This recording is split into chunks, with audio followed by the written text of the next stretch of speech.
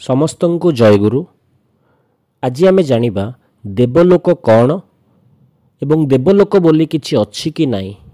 ଏହି ବିଷୟବସ୍ତୁଟି ଆଲୋଚନା ପ୍ରସଙ୍ଗର ଦ୍ୱିତୀୟ ଖଣ୍ଡର ପୃଷ୍ଠା 3ରୁ ସଂଗ୍ରହ କରାଯାଇଅଛି। ଶ୍ରୀ ଶ୍ରୀ ଠାକୁରଙ୍କୁ ପ୍ରଶ୍ନ କରାଗଲା, ଦେବଲୋକ କ'ଣ ଏବଂ ଦେବଲୋକ ବୋଲି କିଛି ଅଛି କି?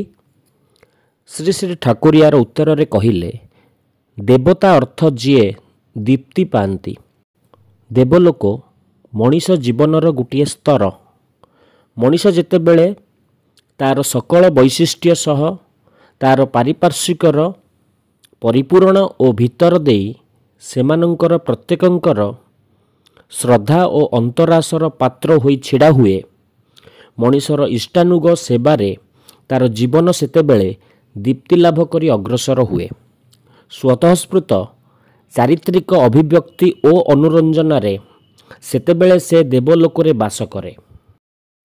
ଏହି ସକ୍ରିୟ ବୈଶିଷ୍ଟ୍ୟ ଗୁଡ଼ିକ ହିଁ ହୁଏ ତାର ସ୍ତର। ଦିନେ ଭାରତକୁ ସାରା ପୃଥିବୀର ଲୋକେ ଦେବଭୂମି କହୁଥିଲେ, ଅର୍ଥାତ୍ ସେତେବେଳେ ଭାରତବର୍ଷରେ ଯେଉଁ ଲୋକମାନେ ବାସ କରୁଥିଲେ ଅଧିକାଂଶଙ୍କର ଚରିତ୍ର ଥିଲା ଦେବୋପମ। ଏହି ଭାରତବର୍ଷ ପୁଣି ସେହି ଦେବଭୂମି ଦେବଲୋକ ହୋଇପାରେ ଯଦି ତୁମ୍ଭେମାନେ ଆର୍ଯ୍ୟାଚାରରେ ଚାଲ। ଆର୍ଯ୍ୟାଚାର କ'ଣ ଏବଂ କେଉଁ କେଉଁ ଆଚାର ଗୁଡ଼ିକ ଏହି ଆର୍ଯ୍ୟାଚାରରେ ଅନ୍ତର୍ଭୁକ୍ତ ସେ ବିଷୟରେ ପର ଭିଡ଼ିଓରେ ଆମେ ବିସ୍ତାର ଭାବରେ କଥା ହେବା। ଜୟ ଗୁରୁ।